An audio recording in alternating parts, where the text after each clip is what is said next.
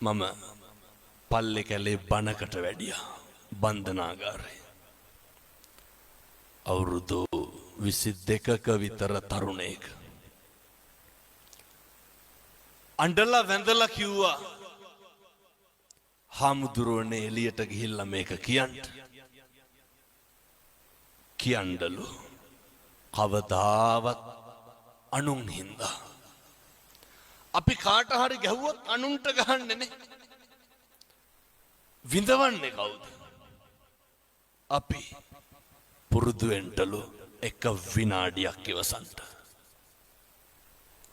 බන්ධනාගාර අධිකාරිවරයෙක් ලිපියක් ලියනවා.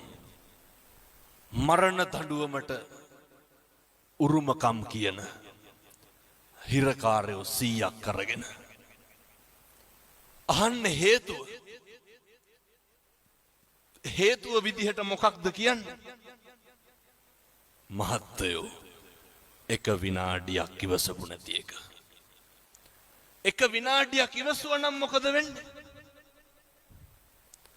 පිහියෙන් අනීද? වෙඩි තියයිද? බෙල්ල කපයිද? නැහැ. අම්මේ තාත්තේ පුරුදු වෙන්න